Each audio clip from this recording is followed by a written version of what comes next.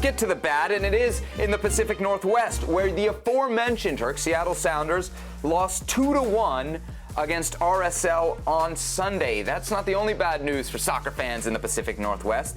The Portland Timbers were also in action over the weekend. They lost 3-1 against Toronto on Saturday. Herc, right now, as we speak, both these teams are below the playoff line in the Western Conference. Who do you think, with about 9-10 games to go, is in worse shape, the Timbers or the Sounders? It's the Seattle Sounders, Seb. It's the Seattle Sounders because of the expectations, because of what they're going through. This could be the first time in their history where they don't make the playoffs. I'm talking about 13 straight playoff appearances. The cream of the crop in Major League Soccer. No other team could presume that. No other team could say that. And I know it's injuries. I know a lot of it's injuries. Losing Joao Paulo is a huge blow, okay? Trying to replace him with a teenage Obed Vargas, that's not the greatest thing. And then you lose him because the kid breaks his back. Even worse, Rusnak playing as a double six, I'm not a fan of. The depth is being tested here. Raul Ruiz-Diaz has been absent pretty much the whole year. You've not gotten your goal scorer. He's back now, but nobody puts the ball in the back of the net. You're talking about a team that's already lost 5 games at home. They're a shell of their former self. The last time they were this bad, the last time they lost 7 of the last 10 was 2016. They fired the late and great Sigi Schmidt, may he rest in peace. They fired him for that. But that same year, they made an epic turn. They just had more time. They had a lot more time. They lifted an MLS Cup, but they had a lot more time. They don't have that time here, and what's coming up, it's probably worse. It's a 3-game road trip, and it's the Galaxy. Your boy's going to call with Mauricio Pedrosa on ESPN Deportes this Friday.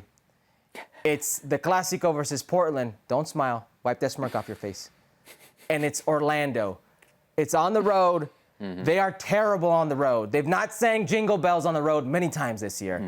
I'm worried about the Seattle Sounders. Yes, I am, Seb. Wow. Herculez Gomez, the official pundit, a Sounders TV, is turning against his beloved franchise. I got to keep it real.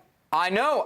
It proves that there are no true biases here on this show. Herc will always keep it real. Just to be clear, do you think that the Sounders are going to miss the playoffs for the first time in their MLS history this season? Oh, no, Seb. No. Oh, okay. No, you know what? That's the problem with Major League Soccer. It's too forgiving. You can't waste away so much of the season and say, there's 10 games left. We still got a chance. Okay, so it doesn't sound like you're actually that worried about the Seattle Sounders then. I am worried. It's the Seattle Sounders.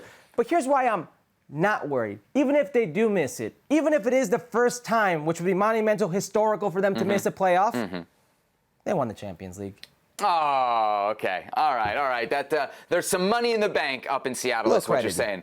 Look, I think the Timbers are in worse shape here. One, I think the Seattle Sounders are a more talented team. Yes, they're beat up, but if guys get healthy and get going, I think they got more on paper than the Timbers. My question with the Timbers, Herc, is who's going to get you goals, right? And Nisgoda right now is, I think, their top scorer. He's not in double digits yet.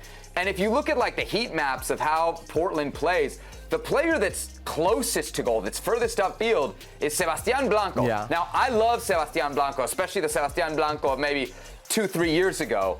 But he's not the guy I want closest to goal. If I need goals in the postseason, he's a creator, but I just don't see this Portland attack really ticking over. I look at their last few games, and unless another team gets a red card or it's a crazy like 4-4 game, they're getting a goal here, a goal there. I don't know that it's enough. You know what else I don't like? I don't love their schedule. Let me pull up some of the games here. Away against Austin, tough. Away against Columbus, tough. Away against RSL, tough. Even the home games, you got Seattle, you got Atlanta, teams that are below the playoff line, but again, loaded with talent, can do damage on a given day. Plus then, to finish the season, you got Minnesota and LAFC at home. Those are not easy games. That's not an easy run-in for Portland. And on top of all of that, I know a lot of people who watch this show have probably seen the reporting out of the Oregonian this week, reports from former Timbers and Thorns employees about a toxic workplace environment with those organizations. You know me, Herc, I always believe that off-field stuff, it bleeds over eventually on the field. Right now, I don't think things are great in Portland, and I'm not feeling really good about the Timbers' playoff chances right now. I do think they could very well miss. The only thing is that Nashville is trending down right now as well. So it seems like everybody in that race for the Western Conference final playoff spots isn't really, really ready to grab hold of it just yet. Quickly, last word here. That game versus Seattle will be important because Seattle's got a game in hand on them, and they're chasing him. But you're absolutely right. And Sebastian Blanco is the man I probably want in front of goal.